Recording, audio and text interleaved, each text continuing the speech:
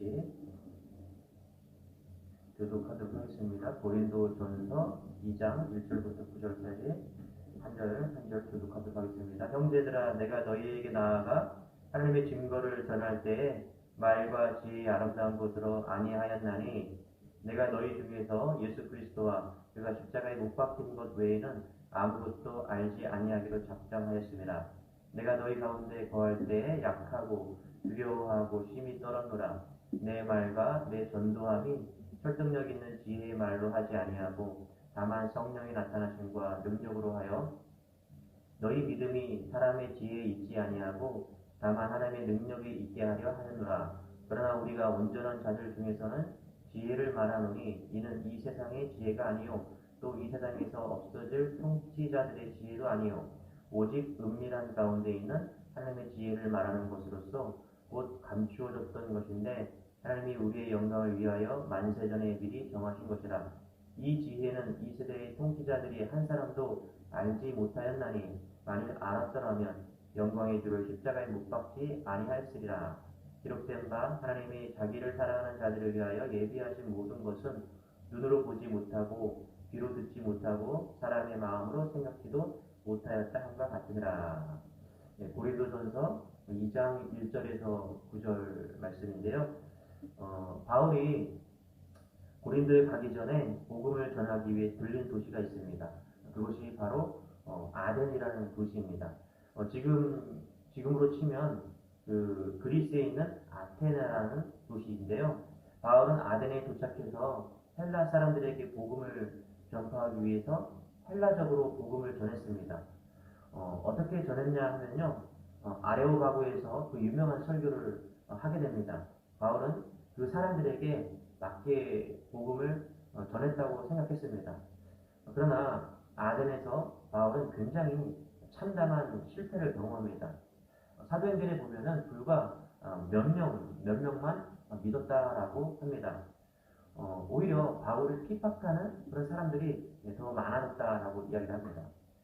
바울은 파르텔 신전을 바라보면서 아레오바고라는 그 장소에서 유창한 설교를 했지만 그가 얻은 제자의 수가 몇 되지 않았다. 그리고 쫓기듯이 이제 고린도에 가게 됩니다. 고린도로 가면서 바울의 마음은 굉장히 무거웠습니다. 왜냐하면 아덴에서 복음을 전하는데 실패했기 때문이죠. 그에 비해 고린도는요, 아덴에 비해 고린도는 아덴보다도 더 부패하고 또 타락했고 우상 숭배가 더 활발히 이루어지고 있는 도시가 고린도였습니다. 고린도를 너무 잘 알고 있었습니다. 자, 그의 마음 가운데 어떤 생각이 들었을까요? 고린도에 가면 내가 어떻게 복음을 전해야 할까? 어떤 방법이 가장 효과적으로 복음을 전할 수 있을까? 바울은 생각합니다. 오직 십자가만이 사람을 변화시키고 십자가만이 제자를 만드는 길이라고 생각했습니다. 자, 그래서 오늘 1절 이렇게 기록합니다. 같이 한번 읽어볼게요. 시작. 형제들아, 내가 너희에게 나아가 하나님의 증거를 전할 때에 말과 지혜의 아름다움도 아니하였나니. 여기 보니까 말과 지혜의 아름다운 것. 헬라 사람이 가장 소중하게 생각하는 게 뭐예요? 말과 지혜죠. 아테나와 이 고린도, 히랍의 중심 도시 두 도시인데요. 그 도시 중에 하나 고린도라고 했죠. 자, 여기에는 어떤 그런 철학이 있었다고 했죠. 필로소피, 지혜를 사랑한다라는 그런 말이 있을 정도로 지혜를 사랑하는 아주 유명한 학파들이 한 50개가 된다고 이야기를 했습니다. 예를 들어서 소크라테스나 플라톤이나 에피쿠로스를 따라다니는 에피큐리안 학파, 또 스토아 학파, 이런 학파들이, 철학적인 학파들이 많이 존재했다는 것입니다. 50개가 넘는 그런 학파들이 이곳에 있었다는 거예요. 그래서 뭐라고요? 말과 지혜의 아름다운 것, 말 잘하는 것, 그게 지혜다라고 생각했다는 거예요. 여러분, 말은요, 사람을 높이기도 하고 낮추기도 합니다. 그래서 말의 힘이란 그런 책도 있죠. 말은 용기를 주기도 하고요, 실망을 주기도 합니다. 말은 죽을 사람을 살리기도 하고 산 사람을 죽이기도 합니다. 그 파울로 코넬류가 쓴 브리다라는 소설 속에요, 말은 그 어떤 의식보다 더 강력함을 가지고 있어 라고 합니다. 그래요. 말은 강력한 힘을 가지고 있어서 사람에게 많은 감동을 주고 사람의 마음을 움직이기도 하는 게 말입니다. 그래서 큰 사람은요, 사상을 이야기를 하고요. 보통 사람은 시사 이야기를 하고요. 아주 작은 사람은 남의 이야기를 한다라고 하는 그런 말이 있습니다. 그러나 여러분, 바울은 생각했어요. 말을 잘한다고 전도를 잘하는 것이 아니구나. 이것을 바울은 아덴의 실패를 통해서 깨달은 것입니다. 세상 지혜가 풍성하다고 전도를 잘하는 것이 아니라고 깨달은 거예요. 오히려 말의 전도에 방해가 되며 또 세상 지혜가 전도를 막을 수 있다는 것을 바울은 고린도에 오기 전에 아덴이라는 도시에서 아테네에서 깨달은 것입니다. 복음의 전도는 말로 하는 것이 아니라 인간의 지혜로 하는 것이 아니라는 것입니다. 여러분, 바울이 전도를 얼마나 잘했을까요? 떨림이 없고 두려움이 없었을까요? 아닙니다. 바울은 이제 어떻게 고백합니까? 3절입니다. 같이 한번 읽을게요. 시작. 내가 너희 가운데 거할 때 약하고 두려워하고 심히 떨어노라. 전도하는데 두려움이 있었다라는 거예요. 자존심도 상했어요. 떨림이 있었습니다. 그래서 바울은 어떻게 전도했다고요? 4절입니다. 내 말과 내 전도함이 설득력 있는 지혜의 말로 하지 아니하고 다만 성령의 나타나심과 능력으로 하여 성령의 능력으로 전도했다라고 이야기를 합니다. 여러분, 십자가 사건을 논리적으로 설득력 있게 이야기해서 영혼을 구할 수 있다고 생각하십니까? 저는 사형리 전도를 좀 많이 즐겨하는 편인데요. 그런데 이 사형리가 어떨 때는요, 정말 탁월한 전도 방법인 것 같아요. 그런데 또 어떨 때는요, 이게 과연 믿어질까 그렇게 생각하는 때도 있습니다. 왜 그래요? 이건 논리로 이해할 수 없는 거죠. 그냥 믿음으로, 성령으로밖에 설명이 안 되는 거예요. 바울처럼 말이 어눌한 사람이 있었죠. 그게 누구입니까? 모세입니다. 하나님은 이스라엘 백성을 출애굽시킬 때 말을 제대로 하지 못하는 그런 말더듬이 모세를 세우셨다라고 출애굽기 4장 10절에 이야기를 합니다. 제가 한번 읽어드릴게요. 주여, 나는 본래 말을 잘하지 못하는 자니이다. 주께서 주의 종에게 명령하신 후에도 역시 그러하니 나는 입이 뻣뻣하고 혀가 둔한 자니이다. 이 말을 들은 하나님께서는요, 출애굽기 4장 14절에 이렇게 말합니다. 내 형 아론이 있지 아니하냐? 그가 말 잘하는 것을 내가 아노라. 여러분, 인간적인 조건으로 볼 때 하나님께서 아론을 보내는 것이 훨씬 유리했습니다. 인간적인 조건으로 볼 때 아론을 이스라엘의 출애굽 리더로 삼는 것이 더 좋은 상황이었어요. 아론은 모세보다 3살이나 많은 형이었고요. 모세는 동생이었습니다. 아론은 애굽에 머물고 있었고 모세는 미디안 광야에 있었어요. 아론은 말을 잘하는 사람이었고요. 모세는 말을 더듬는 사람이었고 잘하지 못하는 사람이었어요. 그런데요, 하나님은 아론이 아니라 모세를 지도자로 세우셨어요. 아론이 동생인 모세를 돕게 하셨습니다. 구원이 사람의 말에 있는 것도 사람의 나이에 있는 것도 사람의 권위에 있는 것도 아니기 때문입니다. 몇 년 전에 어느 기관에서 한국교회 여러 목사님들의 목소리를 녹음하는 듣는 성경을 제작한 적이 있어요. 그때 제가 섬기던 목사님과 함께 이제 모시고 녹음하러 갔습니다. 성우들이나 배우들의 목소리가 얼마나 듣기 좋아요. 그런데 거기에 모인 그 목사님들은요, 성우도 아니었고 배우도 아니었습니다. 목사님 중에서는요, 아주 거친 목소리로 어색한 억양으로 성경을 낭독하는 그런 목사님도 계셨습니다. 또 어떤 목사님은요, 103세, 그때 방지일 목사님이라고 혹시 여러분 아실 겁니다. 그 103세 목사님을 모셔서 성경을 또 낭독하셨습니다. 복음은요, 그런 것 같아요. 성우보다도 더 아름다운 목소리는 아니었지만 그 연세 많으신 목사님이 성경을 낭독하고 있을 때 놀랍게 은혜가 되었습니다. 근데 그걸 보면서 느낀 거예요. 복음은 논리적으로 유창한 말로 아름다운 말로 전하는 것이 아니라 바울처럼 오늘 말과 지혜로 전하는 것이 아니라 십자가에 못 박힌 그 그리스도만 전해야 된다. 이것을 깨닫게 된 것인 것이죠. 그래요. 그것이 복음입니다. 내가 나의 능력으로 나의 탁월한 말과 지혜로 전하는 것이 아니라 오직 십자가의 은혜를 전하는 것. 그게 복음이라는 것이죠.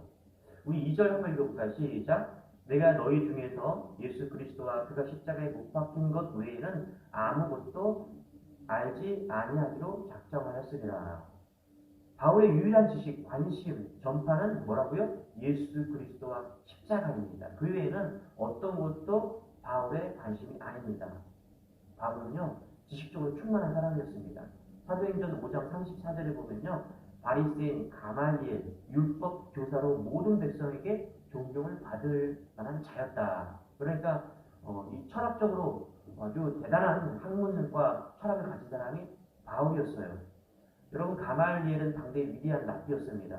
랍비 가운데 선택된 7인, 그 사람을 라반이라고 하는데요. 가말리엘이 라반이었고요. 그의 아버지 시몬이 라반이었고 그의 조부는 위대한 랍비 힐렐이었어요. 그러니까 바울은 유대 최고의 명문 율법 교사에게 사사를 받은 거예요. 율법이나 철학이나 문학에 아주 조예가 뛰어났던 것이죠. 그런데 여러분, 바울은 그렇게 뛰어난 철학과 문학을 가지고 아덴에서 복음을 전했다 실패합니다. 그리고 어떻게 해요?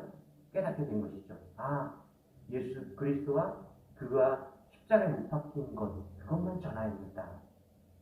바울은 지식이나 말이나 철학을 이제 배설물로 취급해버린 것입니다. 내게 주 그리스도 예수를 아는 지식이 고상하기 때문이다라고 생각하고 이제 그가 가지고 있는 철학과 지식들을 배설물로 못 받게 되는 것입니다. 여러분, 인생에서 가장 중요한 것이 무엇입니까? 철학과 예술과 문학이 아니라 생명을 얻는 것이죠. 예수님께서 말씀하신 대로 온 천하를 얻고도 목숨을 잃으면 무슨 소용이 있겠습니까? 그렇죠? 모든 학문과 아름다움을 얻고도 죽으면 뭐 아무것도 아닌 거잖아요. 흔히 말하는 다 살자고 하는 일인데 죽으면 아무것도 아닌 것입니다. 다른 것 없어도 이것만 있으면 돼요. 다른 거 다 잃어도 이것만 잃지 않으면 됩니다. 그게 뭐예요? 생명이라는 것입니다. 생명. 종교를 사전적 의미에서는요, 삶의 근본 목적을 찾는 문화체계 혹은 모든 민족에게서 보이는 문화 현상이라고 합니다. 여러분, 우리의 신앙생활이 문화 활동입니까? 우리 기독교가 문화체계인가요? 어떤 분이 이런 말을 합니다.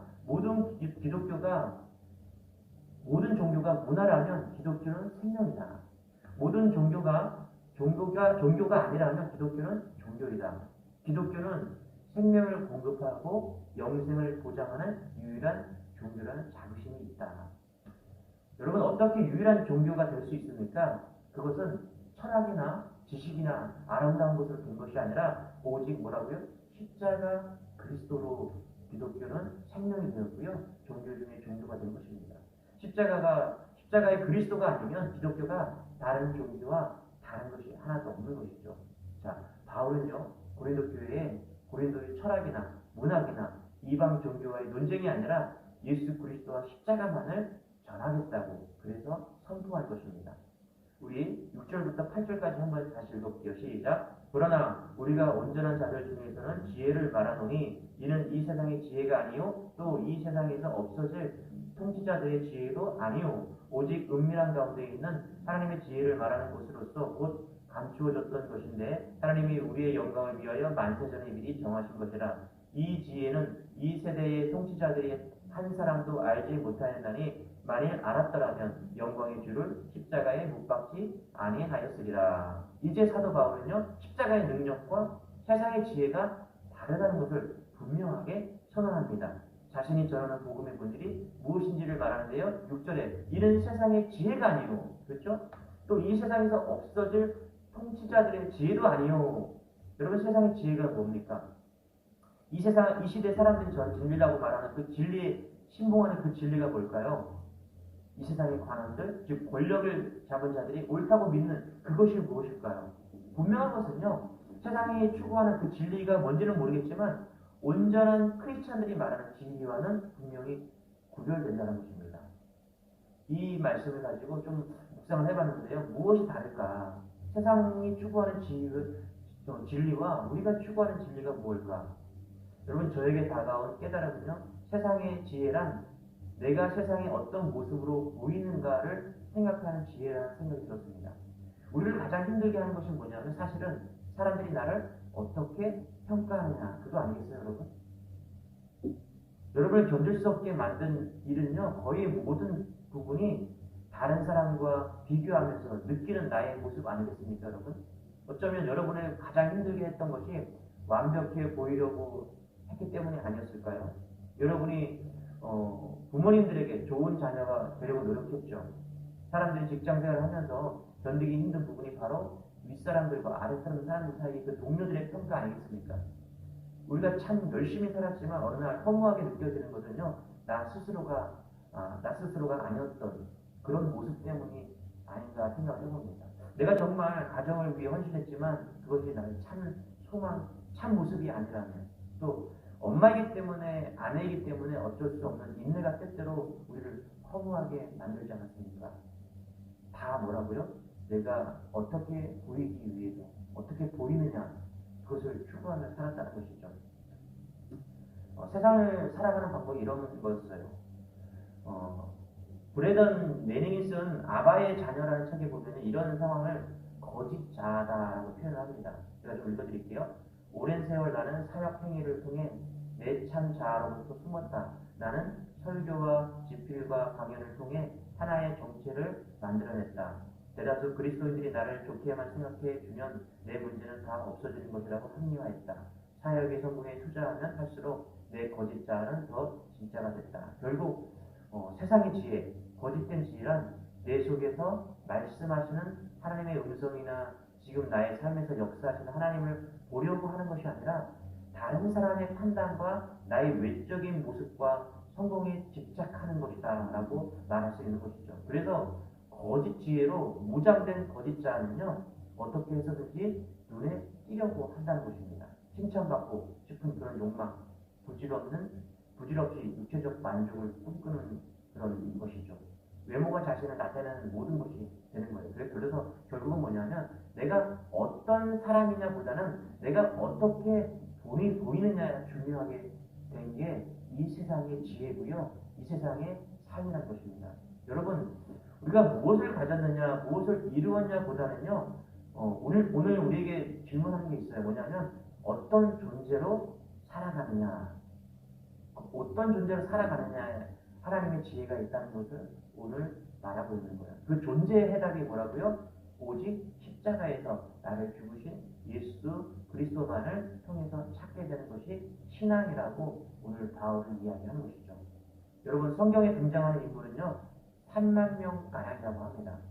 그러나 우리가 구원에 필요한 인물은요, 딱 한 분입니다. 누구요? 예수 그리스도밖에 없는 겁니다. 성경에는 수많은 사건들이 기록되어 있습니다. 그러나 구원에 필요한 사건은요, 예수 그리스도의 십자가에 못 박힌 그 사건밖에 하나밖에는 필요가 없습니다. 예수 그리스도와 그가 십자가에 못 박힌 그것 외에는요, 사실 아무런 의미가 없는 것이죠. 그리스도와 십자가는요, 우리 구원의 주체이면서 신앙의 핵심이면서 지식의 유일한 내역입니다. 그리스도와 십자가를 확실하게 믿을 때 구원이 완성되는 것이죠. 바울은 아덴에서 실패를 경험하고 한 가지 분명하게 깨달았습니다. 내 인생에 오직 예수만 알면 되는구나. 내 인생에 예수가 십자가에 못 박힌 그 사건만 분명히 전하면 되는 거구나.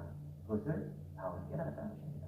그래요, 여러분. 오늘 어린이 주일인데요. 오늘 행복한 하루 보내시고요. 그러나 우리가 오늘 기억해야 될 말씀, 오직 예수님 한 분만 내가 제대로 알면 난 구원받은 백성이구나.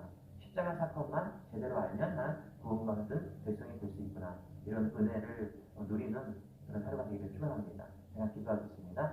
하나님, 바울이 화려한 말과 언사로서 복음을 전했지만 안에서 실패했습니다. 그리고 깨달은 것이 있습니다.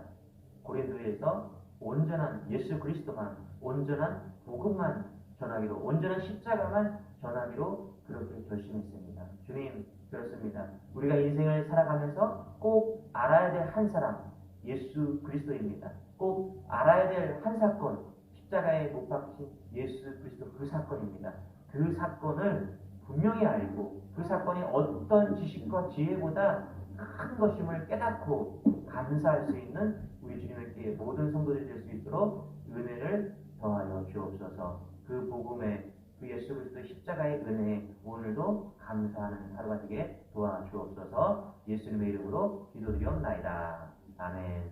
네, 오늘 하루 행복한 하루 보내시고요. 무엇보다 예수님으로 감사하고 십자가의 사건을 또 감사하시는 여러분 되시길 바랍니다. 행복한 하루 보내세요. 사랑하고 축복합니다. 샬롬.